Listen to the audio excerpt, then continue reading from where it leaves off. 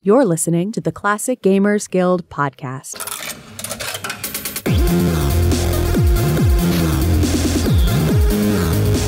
Hello and welcome to the Classic Gamers Guild podcast. I'm your host, Anna. I'm here with another host, Paul, and we are here to talk about a game that caught me off guard. It was right up my alley. It was the kind of game that I was into at the time. It was a little bit dark. It was really cool. It was really mind-blowing visually.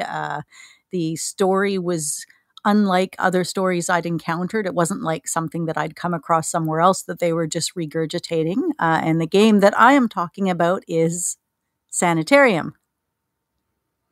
Ta-da! Ta-da!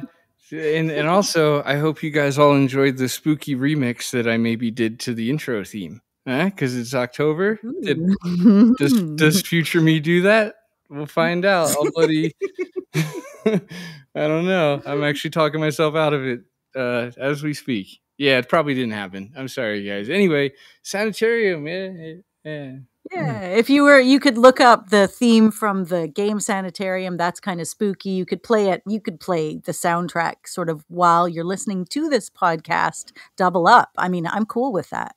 Sounds disoriented. Yeah. Okay. Well, it's an option though. It is.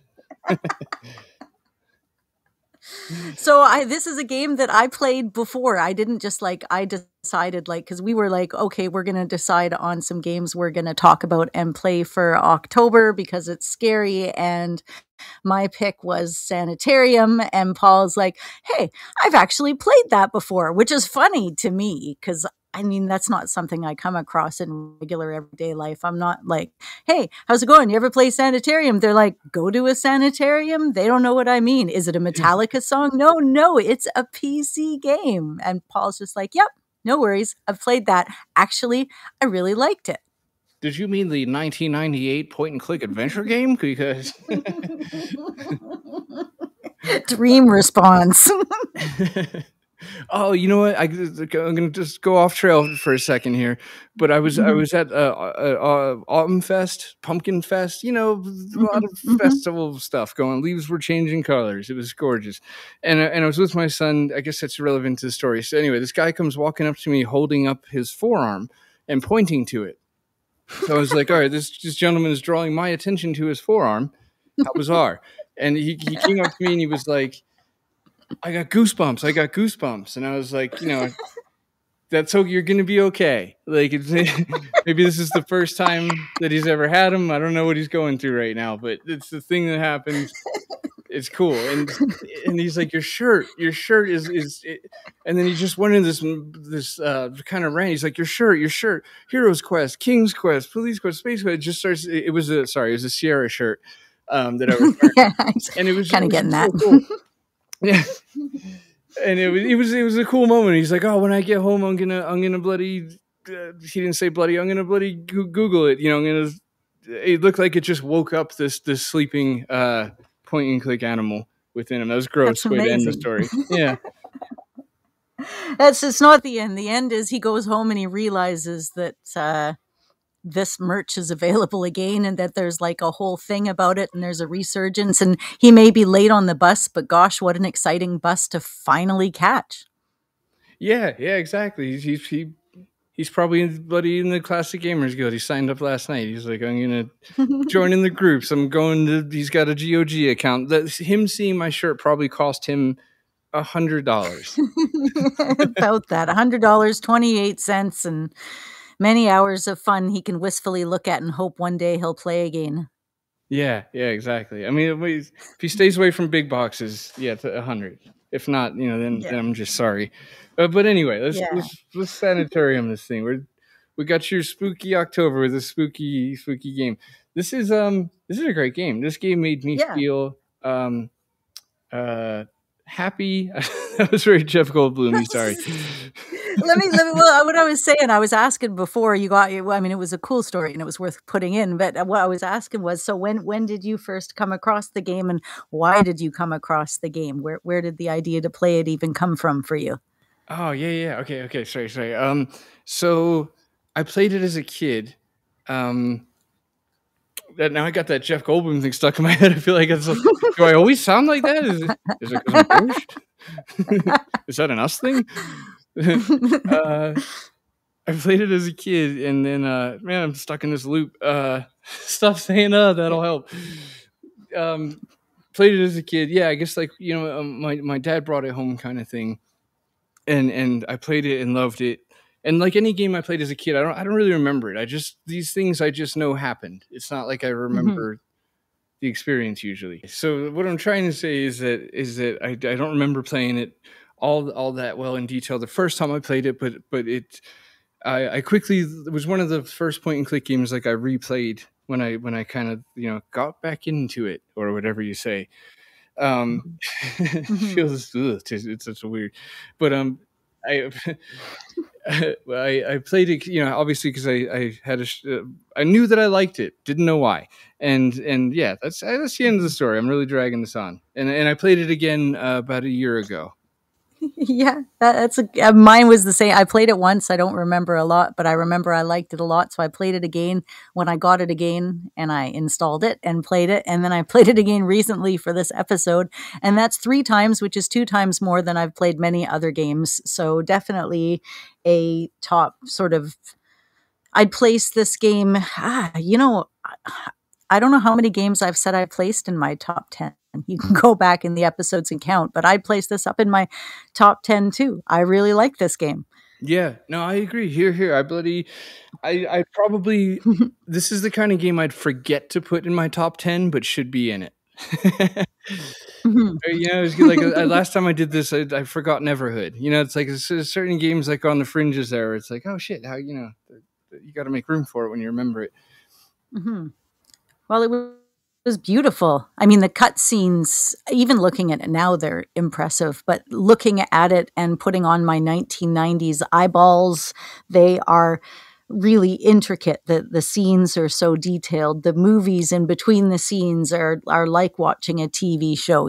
They've got the really cool look to them. The characters are grotesque and hideous and wondrous. And he has such a judgmental description of every single character he meets. Oh, she's disgusting. Her face is melting. Hi, what's your name? I'm so glad you said that, because in my notes I had just written, and backstory real quick, the main protagonist name in this game is Max. So just if you haven't played it, you're gonna need to know probably just that. And Max, one of my notes says Max is always appalled. And that's, he's just in a state of constantly appalled by everything he sees. My dear God. These children, they're like monsters. Exactly. Yeah. It's because the voice acting, it's not great. We're definitely judging it for its time, for sure, which is already a handicap. And it's not great, but like I like it, and I find it weirdly charming. And I'm maybe now thinking it's because of Max's just ridiculousness. Yeah, like the guy who doesn't know who he is, but knows his name is Max. It's like, who are you? I'm Max. Oh, okay. That's fine. But they did do good. Like, all the names were good. Like, hi, I'm Marty Johns. What's your name? Yeah. They're so good. Yeah, they really committed to the Asylum Act, for sure. They was there's the circus guy, and yeah. I liked it, but Marty Johns is my favorite. This is Jeanette. I can spell other words too. It's like, yeah, buddy, you're fun. You don't even know. And then it's like, okay, I'm sorry, I'm jumping out of place. But the guy Max, he starts out in a sanitarium, and it's like this weird thing. He's kind of waking up, and he's like, who am I? Where am I? What the hell is going on? And there's all these like insane people around, and like, I'm not trying to be judgy here. I'm just like, they're like bashing their head against the wall, standing up there, and you can't even have a conversation with them. Kind of insane, right? Yeah. No, it's not like a stretch or a leap in any way. So right away, it's hitting a tone. It's like, this game is a little bit dark.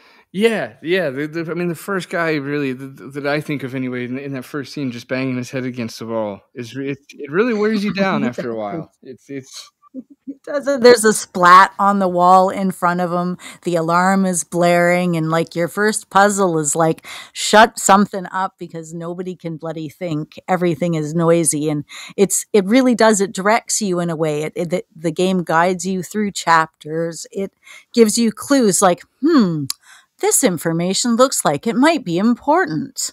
Like, it doesn't leave you hanging, even though some of the puzzles that we'll get into later can be Yeah. frustrating. It is a very sort of guiding game. It's not trying to like mislead you or put you in a position where you can't finish it. It's going to help you through things. Yeah, that's a good point. Yeah, because the puzzles, like you said, we'll break those down a little later. But I feel like they only get frustrating when they go like logic-y, and get just a little contraption-y and stuff like that. But anyway, yeah, it's you touched on earlier that the direction and the cutscenes and everything like that were really good, and I just wanted to back that up before we got farther away from it, because there's like an extra touch in this game to make the cutaways look cinematic. They look really nice. They look really it looks like whoever did it was like trying to direct, not just showing scenes, not like a more of like the game dev mentality of just like show this what's happening and move on. Like they were really careful with angles and all that stuff. I don't know. I'm getting sick of what I'm saying. Really just kind of boring the shit out of myself. So this can't be good for anyone else. It's I get what you mean. They're playing with. There's cinematography happening in this game. They're not playing straight up. You're doing like lead-ins. It's like you're starting with an up perspective and the camera's going down and into the scene. It's not just like, oh, here's the scene happening straight in front of you. And it's true with the towns. It's true with the layouts. Like, for example, when you're getting later on into where the bugs are and the grubs and things, it's complicated. And you kind of have to get to know the lay of the land in every place that you're like, it's a bit of a map. You kind of have to memorize it. You kind of have to figure out where everything is. So there's a lot really going on visually in this game. Yeah, no, there is. This is, from what I understand, developmentally speaking, it came from a couple of different ideas that were in the lead to be the game that they made. And they ended up working. They ended up working all of those ideas into a cohesive story. So it's basically the idea. Several people's main ideas put into one, game. Is that? Oh, okay. I didn't know that. Cool. All right, that's interesting. Yeah, so it's got layers. I mean, it definitely doesn't play like that, right? Or how that might sound. Like, it is really cohesive. It's a really good story with some pretty deep levels to it. It's like I don't know, it's survival horror, but if in this case, you were trying to survive your own mind, I guess. Spoiler. Yep. Yeah. Or is it? This whole no, it's true. I think every episode where we've talked about a game, we've revealed things about the game very quickly. Just know, if you're listening to us talk, we have no real discrepancy at any point. We're just going to talk about the game and imagine that you might have played it, or that you'll forget what we said by the time you go to play it after you listen to us talk about it. That's very likely. That happens a lot. Yeah, it will be fine. It was unremarkable. The whole thing. No, it was a really good game in the sense that it keeps you wondering what's going on. That the level. Okay, you know what we should do? Actually, you just reminded me that this isn't your bloody Sam and Max or a game that we can assume 80% of everyone's played. This is probably hasn't been played quite as much. Maybe I'm wrong. Let me know in an email or whatever. But the sum what the game's about. You should do that because you make sense better than I do. Yeah, well, I mean, what we kind of gather at the beginning is there's an accident, and you end up in a sanitarium, and you end up in all these wild places, and you end up being all these different characters. And each scene that you go through, each of these chapters reveals a little bit more about who you are and what your past is, how you ended up in the situation that you're in, and how maybe other people might be involved. So there's kind of like this conspiracy theory story going parallel and underneath of these individual stories where you have to solve, like, for example, in the first one, you're in a town, there's all these kids, it's all weird. Where are the parents and why are they, it turns out, all dead, and who made the town this way? So you've got to kind of solve the mystery, and I don't know, it's hard to say you save the town, but you rid the town of the evil, and you're kind of hoping maybe things go back to normal because you've solved it. So it's all like you're taking these adventures through your psyche. And then in the end, hopefully, if the game is satisfying, as I find this one is, it wraps up the mystery of who you are and where you came from and why you had to go on this adventure. And hopefully, as a character, you feel a little bit of resolve. Yeah. Well put. All right. That's that's our bloody exposition, you know.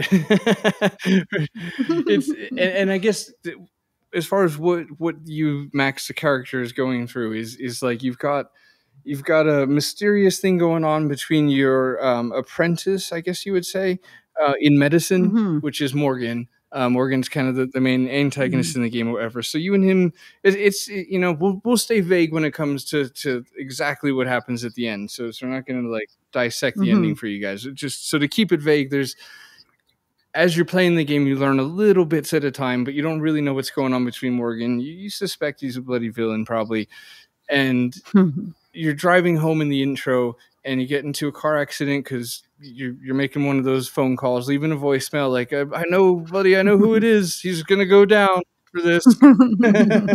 And simultaneously, we're going to probably get rich or whatever, because that's always what happens when they crash off of the side of a cliff. And they do. And it's then that you wake up in the asylum. But so you've got some mystery going on that seems larger than a single person, like something medicine, something big that could affect a lot of people. You've got that going on at work. You got the shady vibes from Morgan.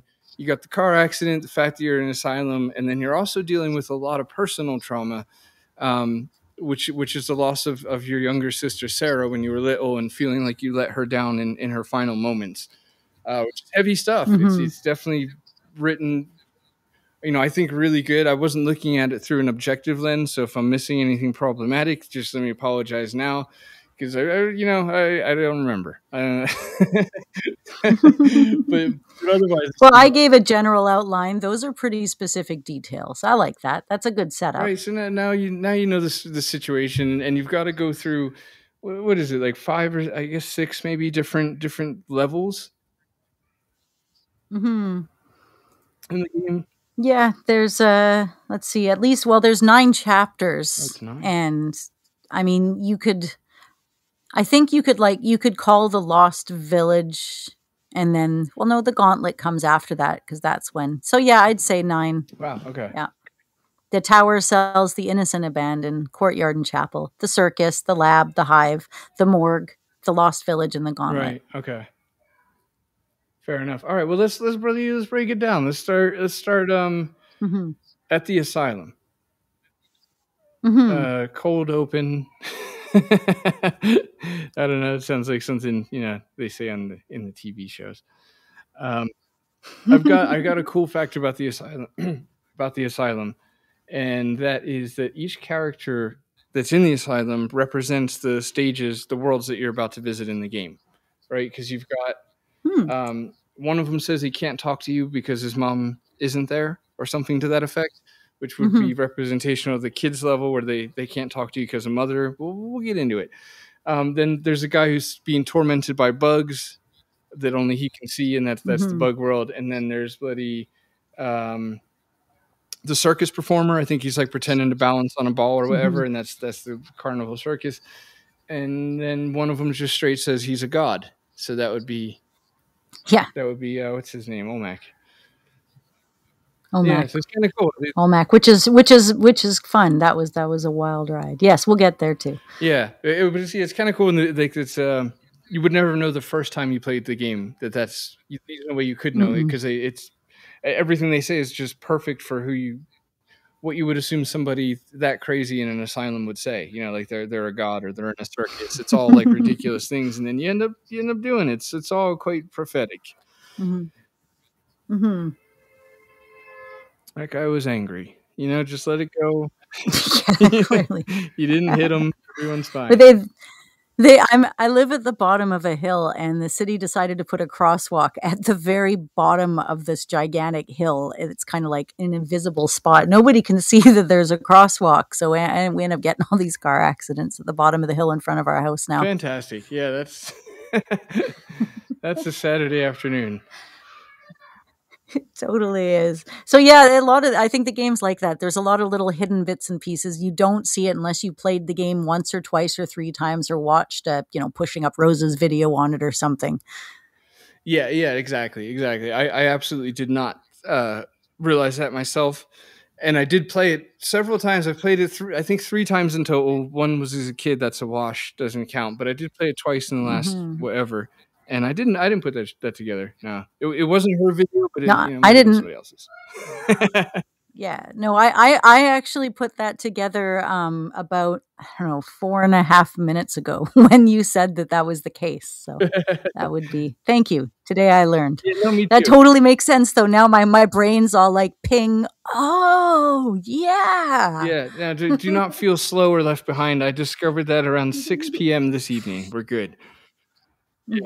I wanted to come in like with a clean point of view. Now, here's the thing. Sometimes when I do one of these episodes on something, I'll watch what other people have said about it. This time I played it for myself, and that's kind of what I want to go with. I want to go with my own impressions. And then when I'm done this episode, I'm going to go online. I'm going to go watch what everybody else thought about the game too, because I'm kind of curious. Yeah, it's got okay, people talk of it in like kind of a revered sense. Like it's got like this. When it comes up, I've often heard it in the light of like masterpiece. Like it's a cult classic, or maybe not that, but it's a masterpiece. It's a hidden gem, and just really almost maybe a little too much on the hype with that. Because like I get it, because like if you've played it and your other friends who like adventure games haven't, you really want them to play it, so you're be like, dude, this game's gonna blow your mind. But yeah, I was just thinking, I'm wondering if it almost suffers from that a little bit, because it's always pitched as just, it almost sounds life changing, like it's gonna be just that. And I just want to remind everybody, it's great. I love this game, top 10, blah blah blah. But it's it's still just a good time, just a game that you're gonna like. It's not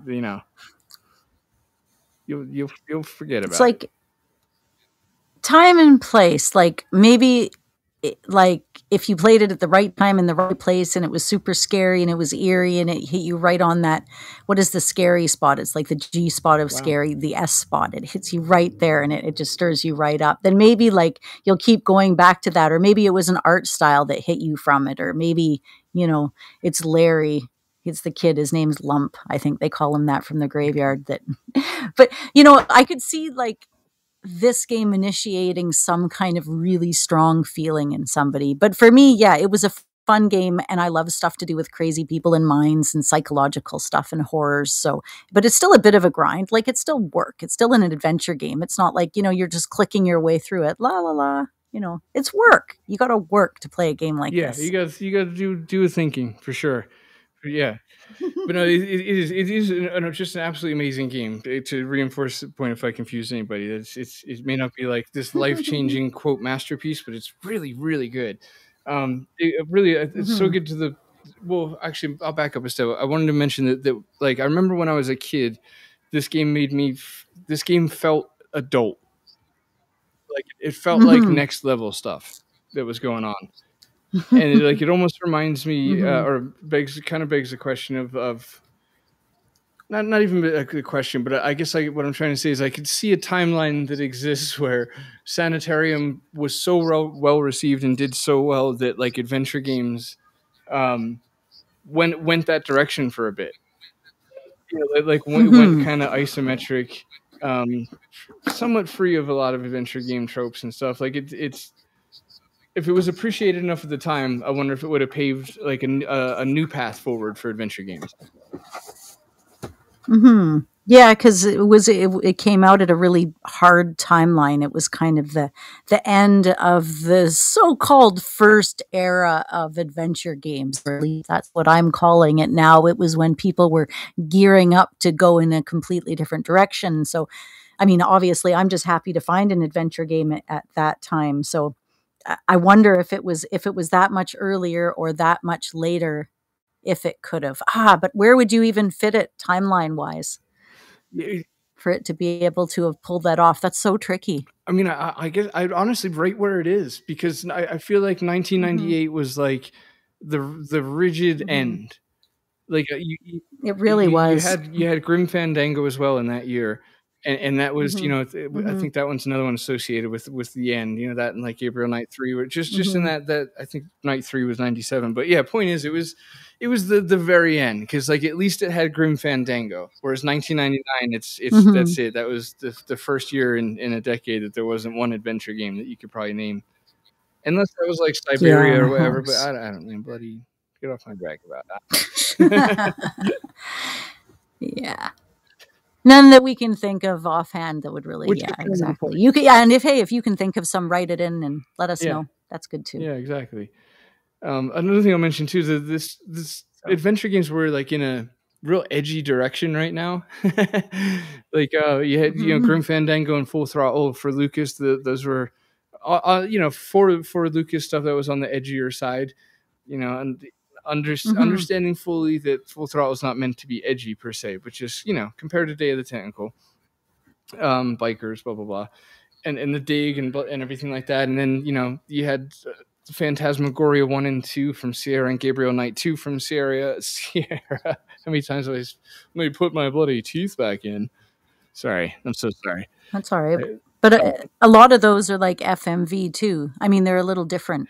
Yeah, that's a good point, because the next one, or the final one on my little rant list, is Harvesters, and it's another FMV. But I guess just for adventure games, it almost seemed like they were trying to out sexy and out edgy themselves there for a little bit.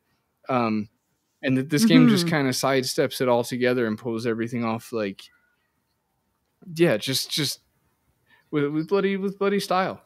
It's really well done. The isometric, surprisingly well done. What do you think about that? The isometric factor. I liked it. I liked how the scenes were multidimensional. Everything about it was 3D. You could look down on stuff. I think, like, if we flip forward after the sanitarium and go into the first town with Mother and the kids, it works really well, especially later on. You're playing hide and seek with the kids. You have to explore buildings you haven't explored before. It's got a real, like, feeling that it brings you down into the town that way, the way that, and the way it can kind of open up as you explore things is like, you can't see in there until you're able to go in there. I think it's kind of neat. Yeah, you definitely, especially with the I don't know if it's psychosis or not amnesia, but you're definitely discovering the world around you with the character that you are. So that's kind of it's done really well in that sense. But I guess for directions purpose, I'll say that's kind of all I got for the Asylum, right? We're kind of moving on a little bit to the next world, which is kind of the first, in a sense, the first world, right? Because the Asylum feels more like the intro, and all of a sudden, you're in this village with these kids, as you touched on. They won't talk to you because you're a stranger, and there's no parents around, and they refer to just this one kind of being as Mother. It's all very mysterious, and it's just amazing. Like it's I can't imagine seeing that for the first time as a player and not being like, this game is incredible. It's just so weird and creepy and just well done. And the kids, like the children, feel like the children seem like children. Very strategically make sure I change feel to seem there.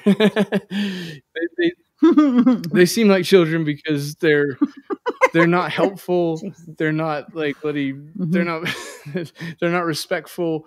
They're not respectful in like they're not used to authority sense. Like they just nailed it writing wise, because they really just feel like this wild band of kids, like bloody Goonies, just out there in the world.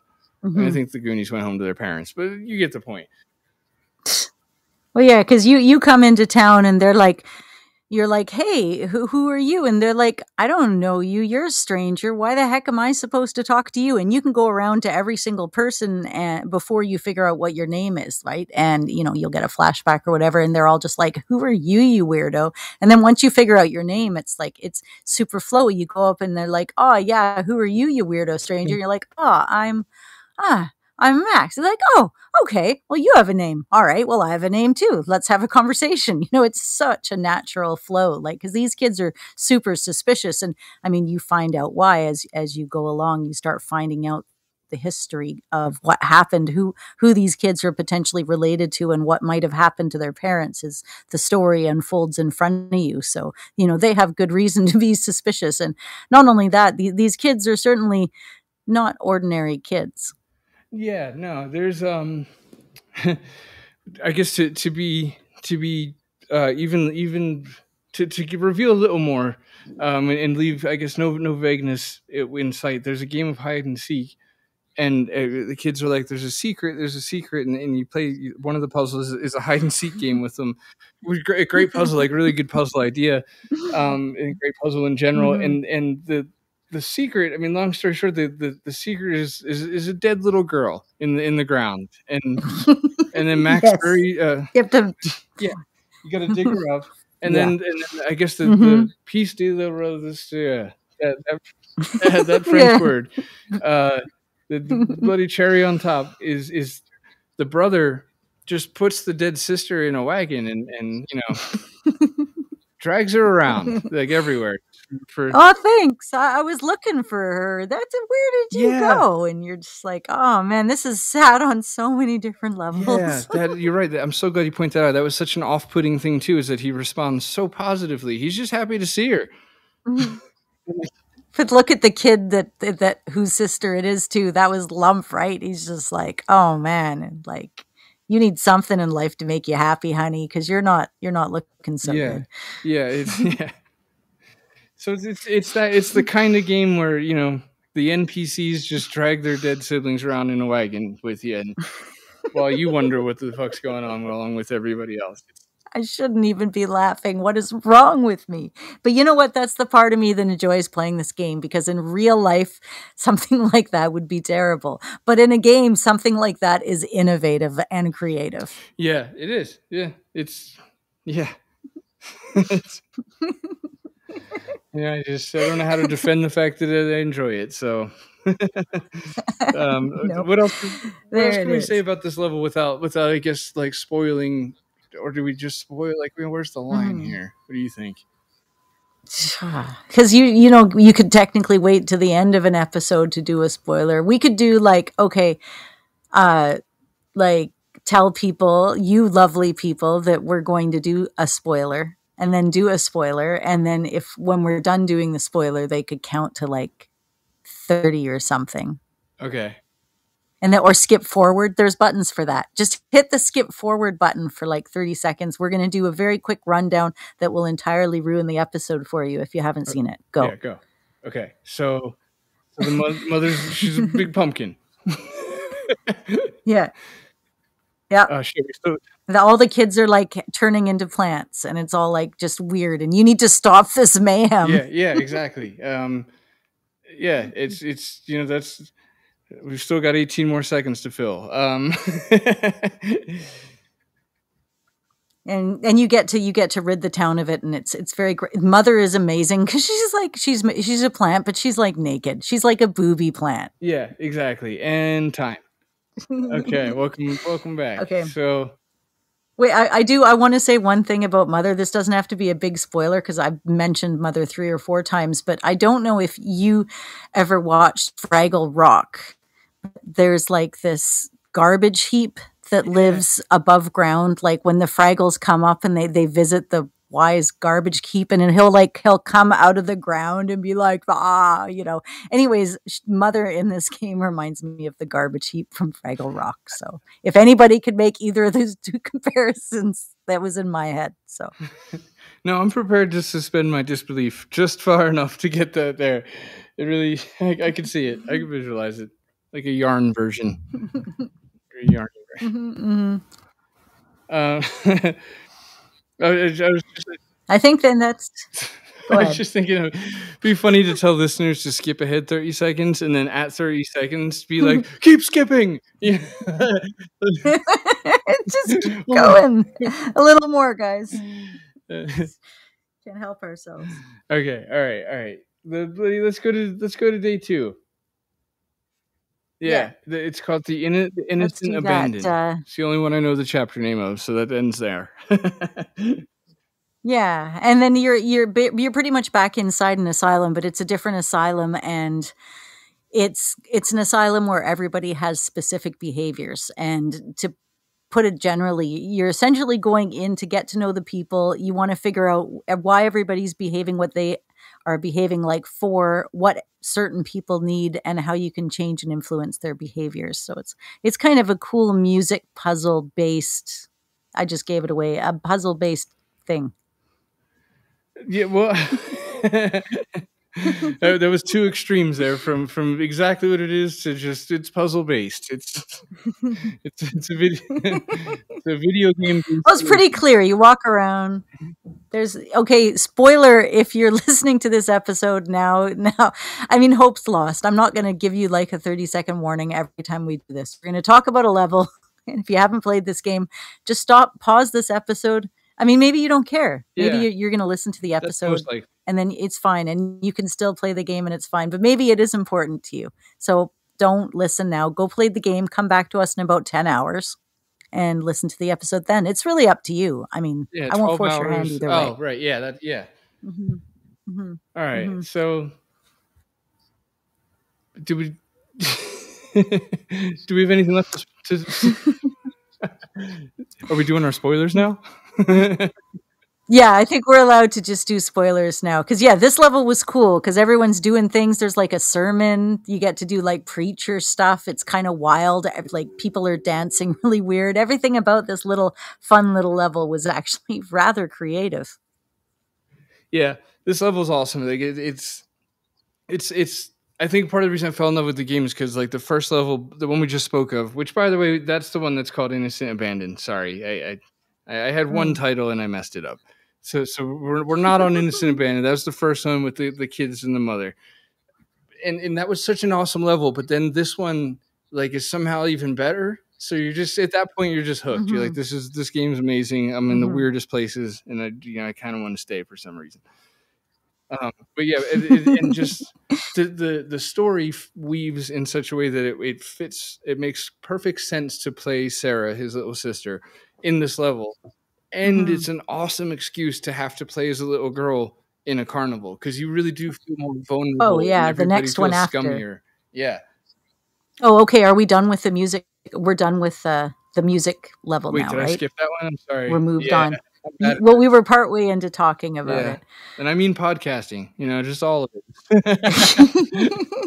That's okay. Yeah. So the courtyard and chapel was cool because essentially, yeah, you meet a priest, you get to change music, and people dance and do things, and it's all really good. But then, yes, all of a sudden you leave and it throws you off because you're not yourself. You're a little girl and you're in a circus. So it takes you from like a sanitarium to like a crazy town with plants to like a sanitarium again, but a different one, to a freaking psychotic circus. Like if you weren't hooked before, you're hooked now if your mind's like mine. Yes, exactly. Spot. That's exactly what I was trying to say. And also, so sorry, but I'm actually gonna, in an act of just wild, confusion, I'm gonna go back to actually what you were saying that you had to remind me of about the music level, just to confuse everybody. We're just hooking a U-turn, headed back to that one I forgot about.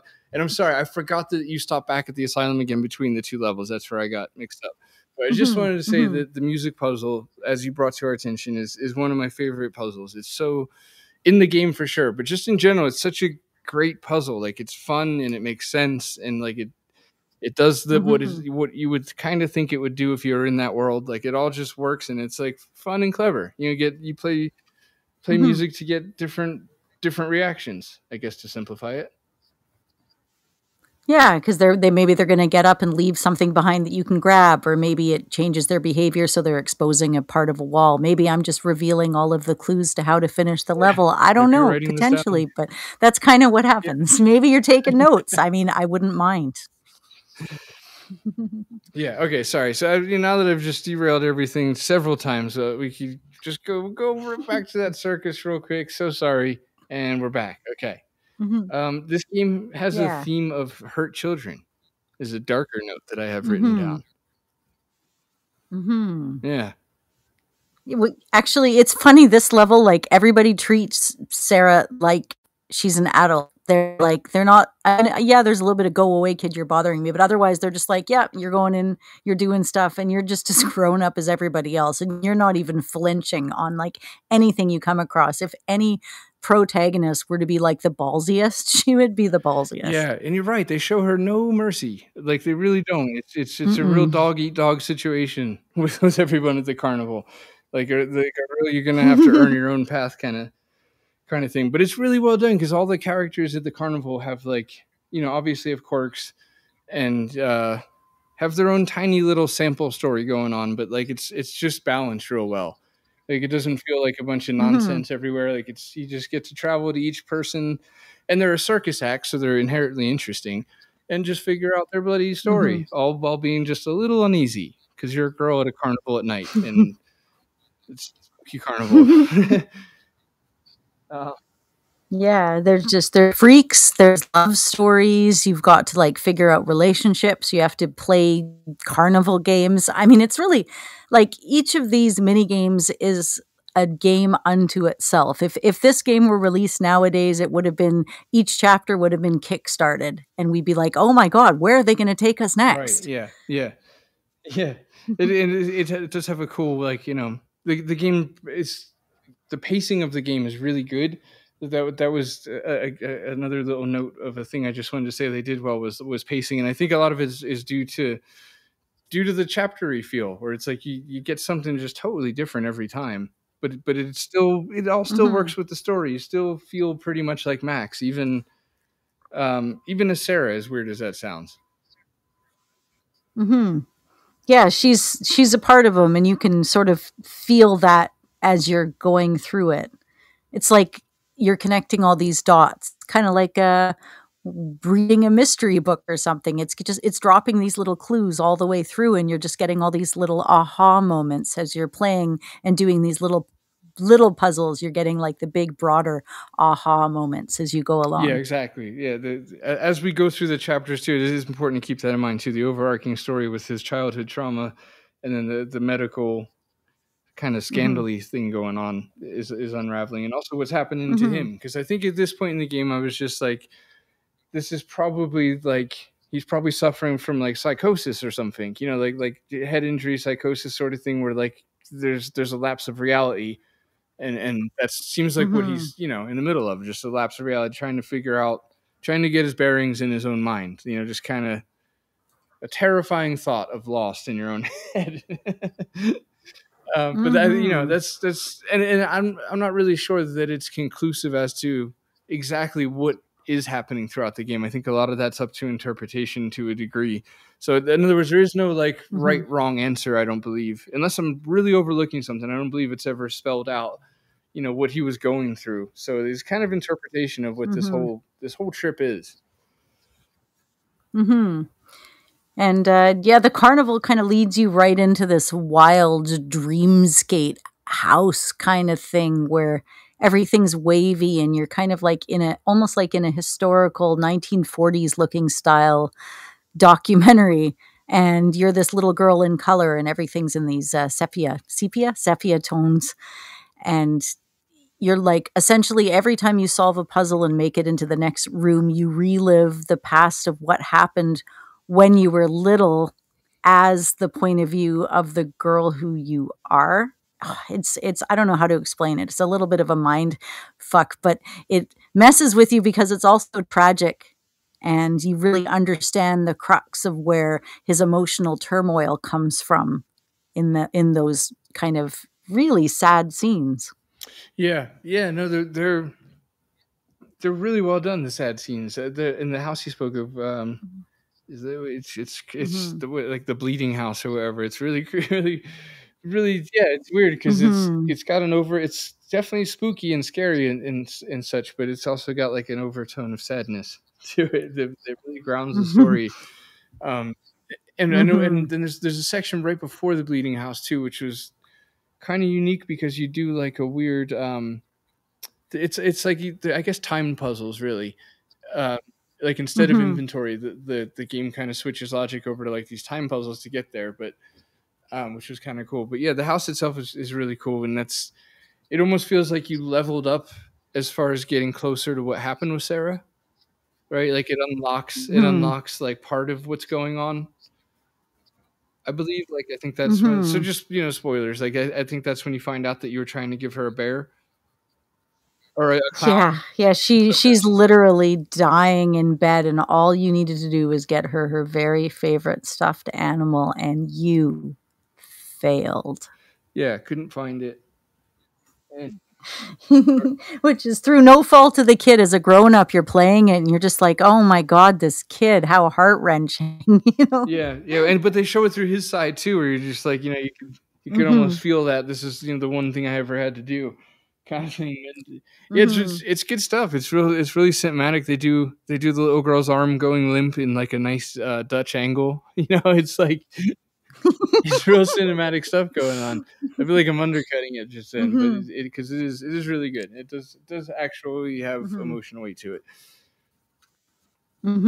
Yeah. Yeah, it does. It takes you on a bit of a ride. Anybody who's played this game is nodding right here. I feel that. You feel that, right? You totally feel that. It gets you a little bit. It's good. It's good writing. All right. Well, do you have anything left on that day? Because otherwise, that brings us to arguably the decline of the game. The laboratory. Well, yeah, we're in the lab now. Yeah, we got a little more. The lab's interesting. I like the lab. I didn't mind, like, the main puzzle in the lab was the chalkboard puzzle, because it's kind of wild. You end up in this lab, there's like dead everything everywhere, and all that's left is the writing of the person who was the authority in the lab, and the only thing that happens, because you feel like you can't do anything. So I remember the first time I played it, I just started randomly clicking everywhere, and I'm like, oh, I can pull letters out of this. Oh, this is the puzzle. And then I got to unscramble words, and I had a bit of a hard time with this one the first time I played it through. Yeah, I agree. This puzzle's a little frustrating because it's tedious. It's just a lot of it feels like research. Well, yeah, and actually, do you want to take a quick time out and just go over puzzles real quick? Take inventory. I hope that's not a pun. It wasn't supposed to be. Well, yeah, I mean, there were different. There was inventory-based puzzles. There was fetch quests. There's straight-up puzzles like, here is something you need to figure out. So, like, for example, where are we? We're not even at some of the puzzles that I found particularly difficult. That's in the next level. But up until this point, I found most of the puzzles reasonable and logical, fairly easy to get through. And not the kind that frustrated me as much as some of the puzzles in the later levels. Yeah, it's a shame because this game does do that thing where adventure games get more the puzzles specifically make a little less sense as the game goes on. They get a little wacky, like a little, I don't know. It's just a thing. I don't know. Yeah. It's exhaustion on the developer side. I feel like I had to sit and learn the puzzles. You can sit there with a video walkthrough. You can sit there with a word walkthrough. You need to sit down and figure out how the puzzle works so you can complete the puzzle with some of them. You can't just like do the puzzle. Yeah, that's a good way of putting it. There's a few little pixel hunt things that are, honestly, they're not that bad. I just can't help but make note of them because it's a big deal to some people. I mean, me as well, but just, only if it's real bad. Like Last Crusade, pixel hunting in the library. That's come on. Knock it off. Says the guy who is getting me to play Gabriel Night 1 for my Halloween special episode, Pixel Hunting. Yeah, just a little bit in that game. Whoops. Yeah. Having a look in that mirror again. But yeah, actually, the app does do the hotspot thing. So if you're playing this and you've downloaded it, because you can buy it in the Google Play Store, you can push the thing. It'll show you the hotspots. So essentially, if you're playing on a small screen, you'll need it. Yeah, and that's fair. That's fair. Yeah. And I guess on the techie side, I can say that I don't know how you run this game today outside of purchasing it through GOG, or if you I guess if you have a copy, that's Okay, sorry. Purchase through GOG. It's probably on Steam as well. And then there's the .emo did a port for it on Android, as Anna was just mentioning too. It's also on iOS, so you can play it all those ways. I guess the only difficulty is if like you have the discs and you want to play it that way, because it's in that weird 98 where there's no easy plug and play Windows 98 or Windows 9X emulator out there, which is a shame. And yeah, you could do it through DOSBox, but 95, it's a huge pain in the ass. Let me tell you. 95 is a bit trickier than 98. This game runs on my XP machine just right off the CD, no problem. I don't really have to do much. I just kind of can switch it back a little bit. But I wouldn't even know how it would run on any of my other newer computers.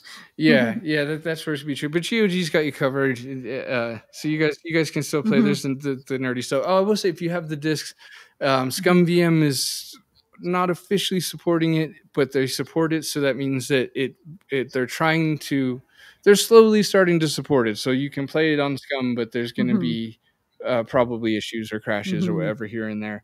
But yeah, you can technically play it in Scum, but I wouldn't recommend it unless you've like played it before, or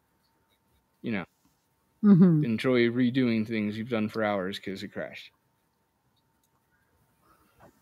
So that was really it for the laboratory. It wasn't very long. You're kind of solving a puzzle. There's a lot of blood. It was really intricate looking. And now we head into the hive, and here's where things do start getting very organic. You're essentially like in a living creature trying to find a way to stop them from using who you are, like your own species, to nefarious ends. I mean, it's you being at this point a one-horned. What are you? What are you in this level, Paul?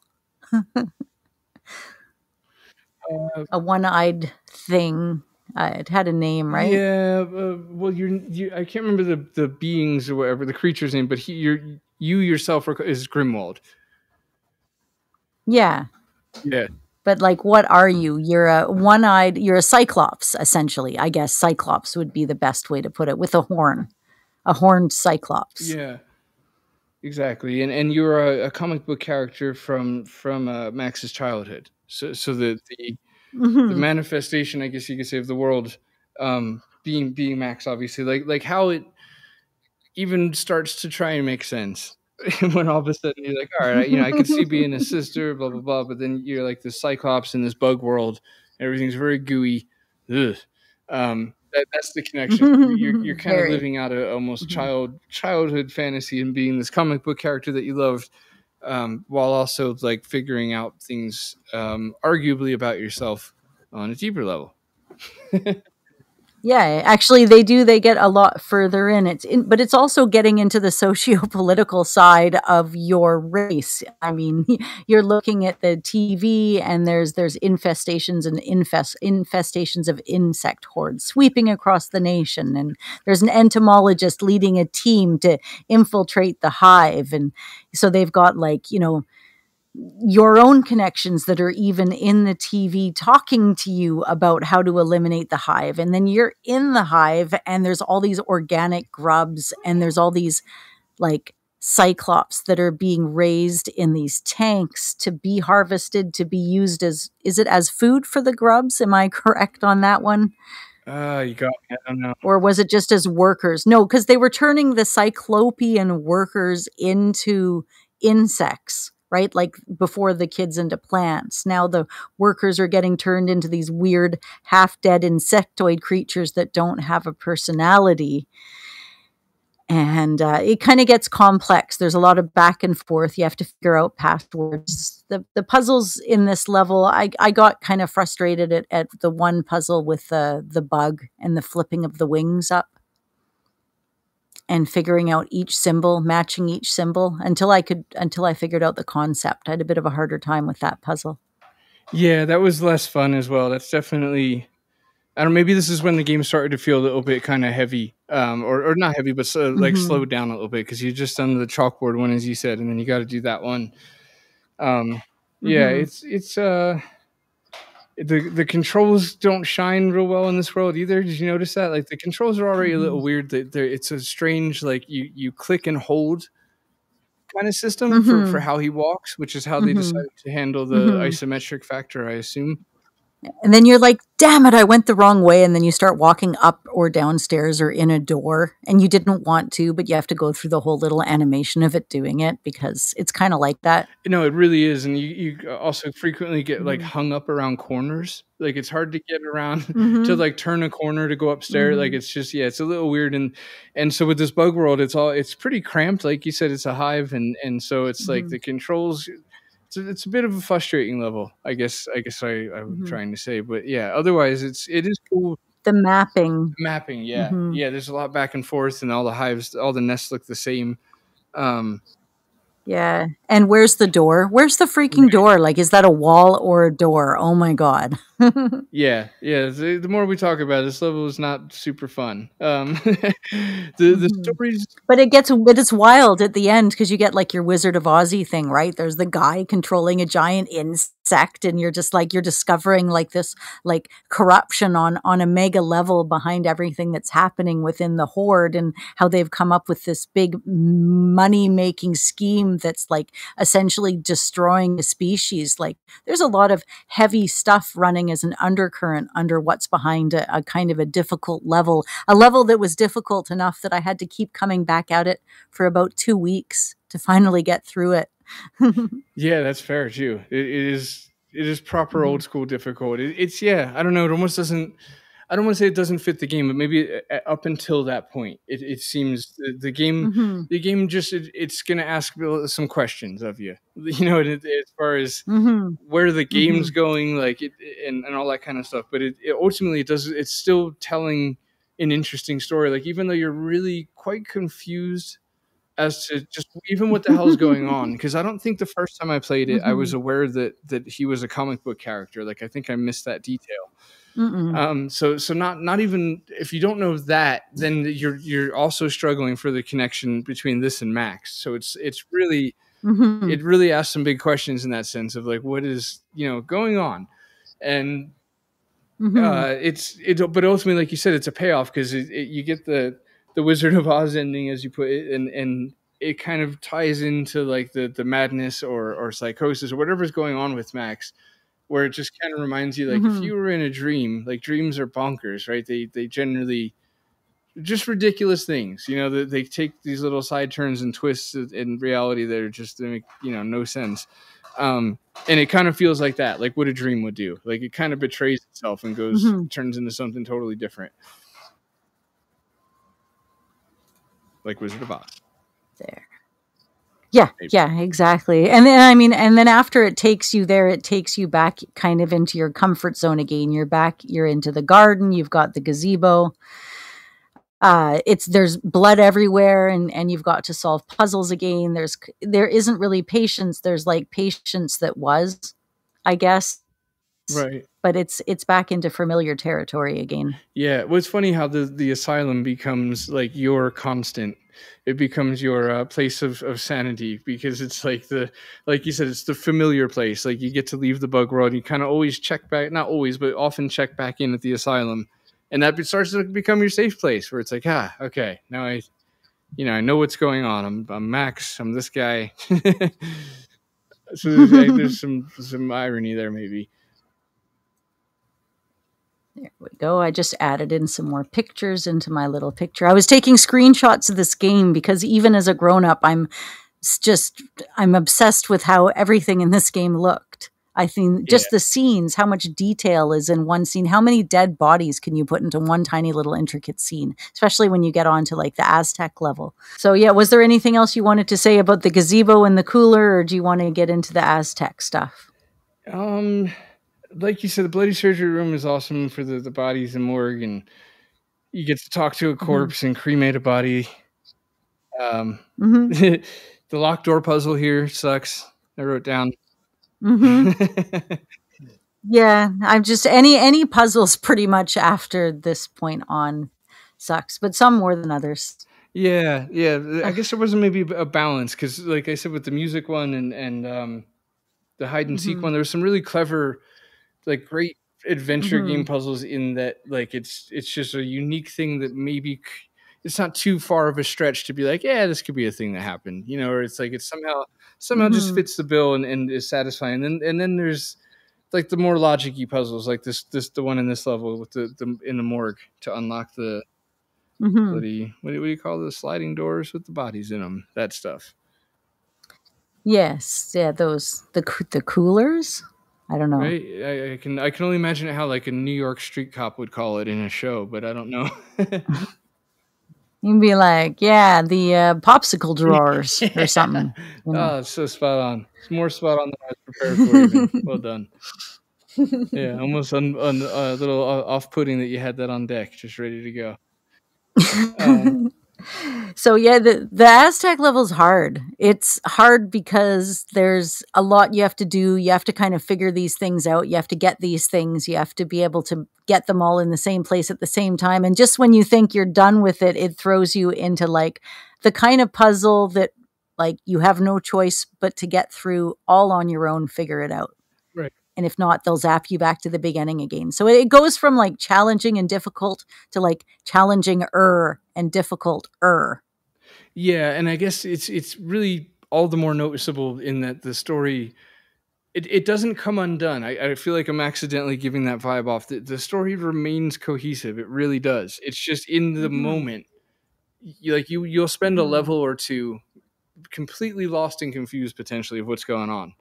And I'm not saying the Mhm. ending spells out what was going on, but the part where it's left up to interpretation is the part where you start to say, well, if it was psychosis, that's a lapse in reality. Well, if it was the head injury or Mhm. if the purgatory, like you can have fun with it. I think that's largely the point of the ending, you know, is to make of the Mhm. experience what you will, or diagnose it, I should say, as you will. But otherwise, um, yeah. So I'm just trying to say that, you know, even though it seems completely off rails that you're suddenly like a cyclops in an insect world, it's still actually Mhm. doing what it's supposed to do.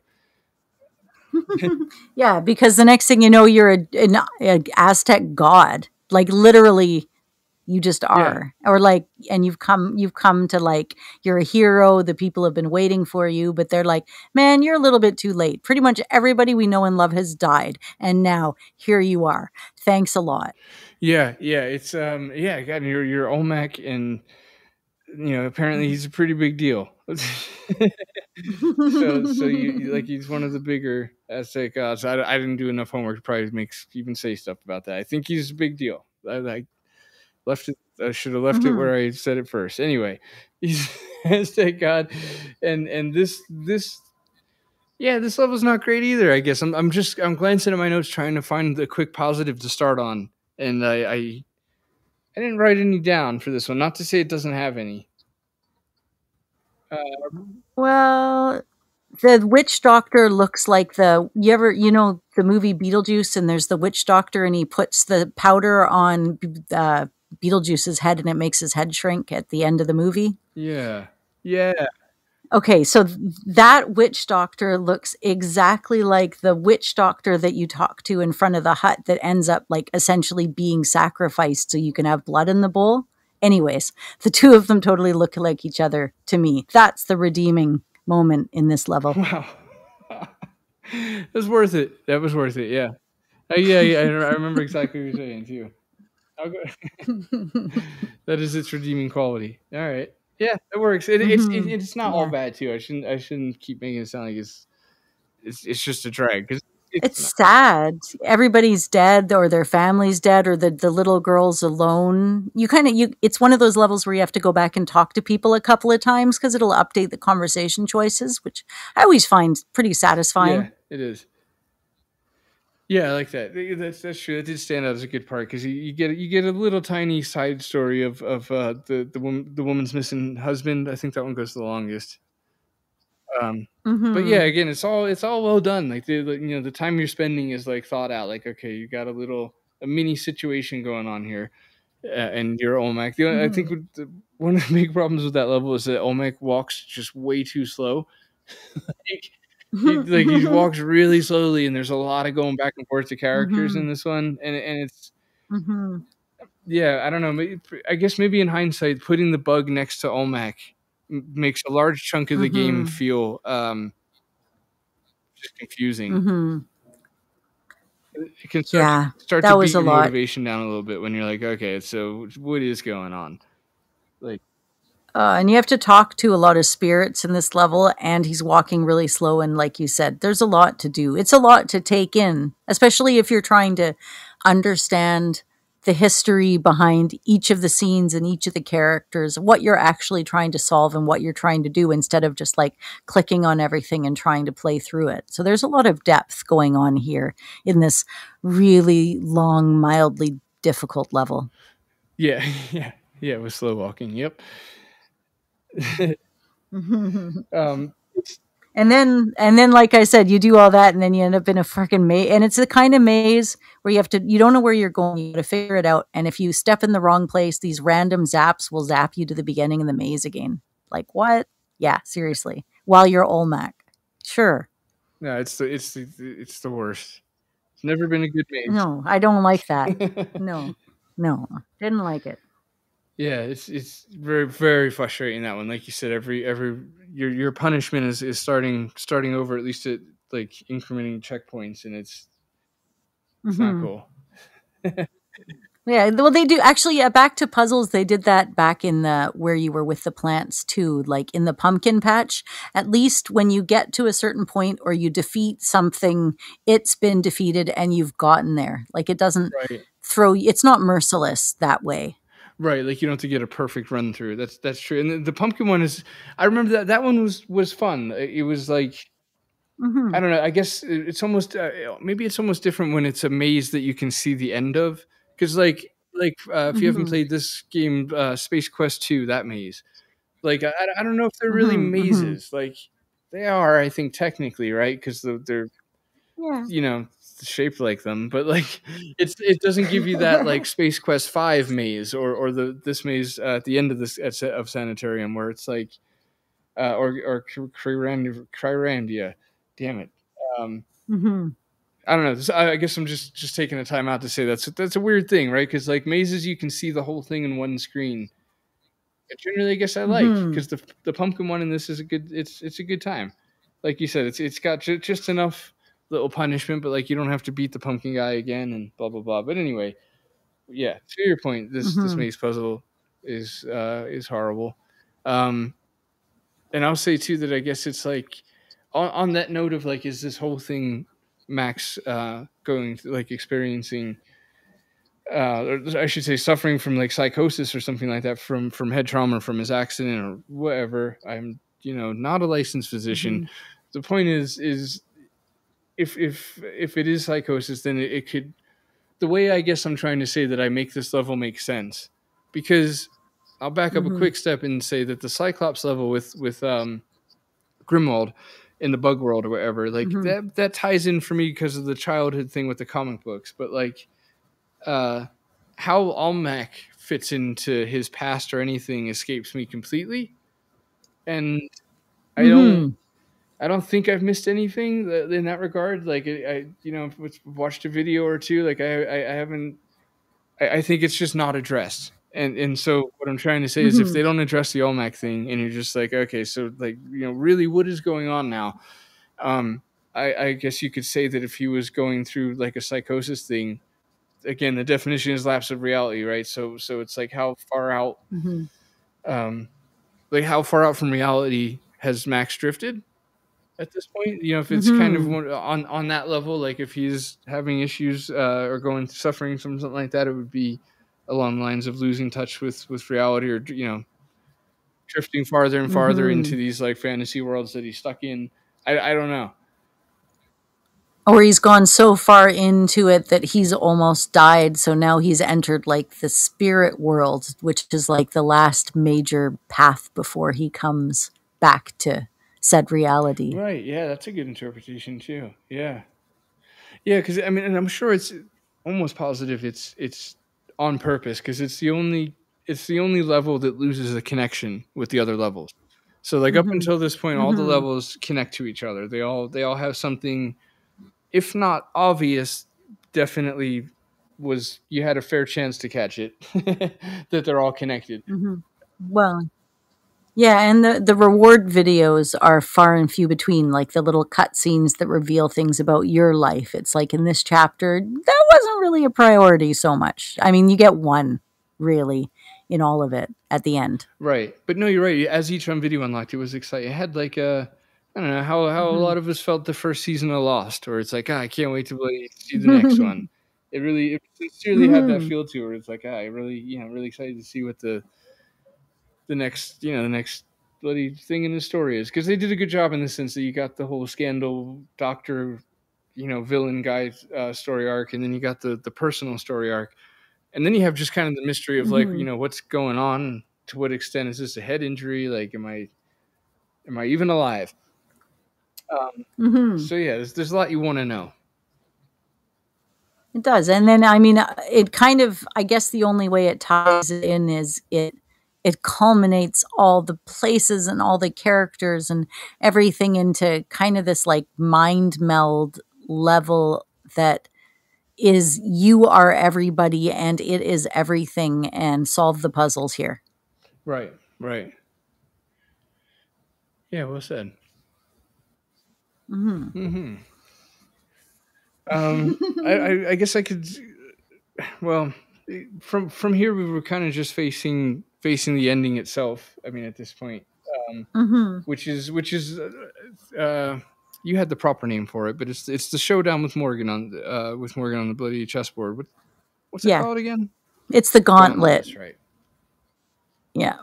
Yeah, because I mean, essentially, your goal here is you're trying to kill the doctor, right? I mean, this is your big showdown. So you've got to make it through through your demons, I guess, in a way to be able to finally face the real demon. Right, exactly. Yeah, and I don't know. I guess we could stay pretty vague with it, because it is worth seeing. It's not the kind of ending that like changes the interpretation of the entire game. Like it's not a twist necessarily. It's just a progression. So yeah, it's not, no bombshells or cliffhangers or anything crazy. It's just a good ending. Yeah, and then it flies right from the good ending into what I find to be fantastic credits. I'll talk about that in a second, but I do want to say a couple of people that made the game, they wanted to thank whoever it was that made it possible to play the game. And if you hang out in the credits long enough, you get these lovely things like Chad Freeman would like to thank Right Mouse Buttons, the Manling for being the man, Caffeine, The Edge of Oblivion, Anime Chicks, and Voodoo Extreme, which I mean, those are very reasonable things to thank. Yeah. No, a lot of them would have been on my list. Right? Exactly. My best friend, for hooking me up with cool shit. I like best friends that hook you up with cool shit. That's great. I would thank them too. This guy's so relatable. Right? I actually, it's funny because this isn't a Sierra game. There's no picture on the back of the box saying, hey, here's the guy that made the game. So, you kind of have to dig a little bit deeper to figure that out. But the other thing they do at the end of the game that's great is they do like this soundbite party. They take, like, how they do that on YouTube nowadays, where they take a whole bunch of sound clips from a movie or a game and they put together and they make a song out of it. They essentially did this. They made a song out of sound bites from the whole game going in order, and they present it to you while the credits are on, and it's freaking awesome. Yeah, it really is. It sounds like it took forever. Yeah. It's worth it though. It's really, really awesome. Yeah. So yeah, that pretty much hits the game it's a fun game. Obviously it was a fun enough game that we think A, it's appropriate for Halloween time or any other time of the year, and B, it's worth playing at least 3 times. So right now, that's probably a good idea, that you've listened to this whole thing, but now you've skipped all the spoilers because you've never played the game before, and you're just hitting play right now. And now is the time we're going to tell you should go check it out. Now's the time. It's on GOG. Yeah, buddy. You should definitely play it. If you've played it like a long time ago, play it again, maybe.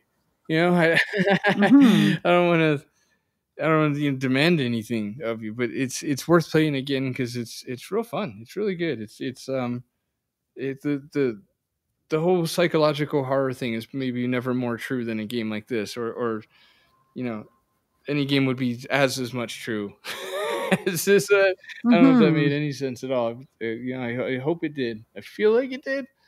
I'm willing it to have, but it's it's I don't know whether to say it holds up well or not because who knows? But if you played it like when you're younger, it holds up because that's how nostalgia works. All right, well I've got no more sense to make. It turns out. I do want to say. Well, here's the thing. Oh, you can say Oh, things. well, I mean, all right. They're all right. I just wanted to say that it was runner up to Grim Fandango for Adventure Game of the Year for most public. I was just gonna say that's perfect. Yes, what he said. and somebody somewhere it says that they tied Grim Fandango in Computer Gaming World, so that was the best it got for. I've never heard of a tie before, but according to Wikipedia, and that's written by some person. That might have been what I was looking at. Yep, that's what it says. So, yeah, I'm surprised we didn't see more isometric adventure games. I'm surprised because this game was critically acclaimed. I think it's fair to say it was well received at minimal, and like I said, runner up for Game of the Year. Losing to Grim Fandango, which I just still haven't played. I'm gonna is almost if you're gonna lose, it's almost an honor because it's one of those losses where it's like I couldn't have won, because that's regarded as the best by so many people.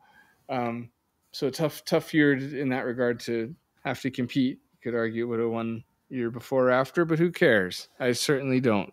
What matters is that it's a really good game. It's this bloody spooky time of year. And consider playing it, or play like Gabriel Knight 2 instead. That game's awesome. All right. I'm done. Sorry. Yeah, that's it. I would agree. Play the game. I was, I got deeper into Wikipedia, but it says that a development team announced a Kickstarter, Shades of Sanity, that was supposed to be a spiritual successor. It didn't end up making it, unfortunately. Again, 2013 being a really hard time for Kickstarters. I think a lot of Kickstarters, if they'd have waited till 2015, 16, 17, just like when this craze of classic games came back, they would have had more success. So early on the draw is not always best on the draw. But anyways, they're now saying that a 2015 Kickstarter funded adventure game called Stasis was released by a South African studio called The Brotherhood, and it's been compared to Sanitarium. So, hey, I've just learned something new and maybe a game that I'm going to check out. Yeah. I'm probably not. I'm going to be honest. I don't think. Too new. Yeah, this is. I never thought I'd like anything kind of isometric, but this was great. And honestly, Hero U is also good. It really, if you can't even at all picture a screenshot from Sanitarium, you could picture Hero U as a decent substitute in the feel. Like a squint your eyes through blurred vision, you'd get the feel. Kind of like Little Big Adventure. I mean, without the wobbly walking, but you've got that isometric puzzle adventure-y kind of a view. Right. If you know that game. Do you know that game? Yeah, it's a shallow right. If you Google a picture, though, you'll see what I mean. It's the same kind of deal. All right, I'm going to Google a picture. I'm doing it. Red little guys? Do a what thing. Yeah, Little Big Adventure. No word red in it. Same time period, too. It's right in that kind of time period. All right. Oh, yeah, okay.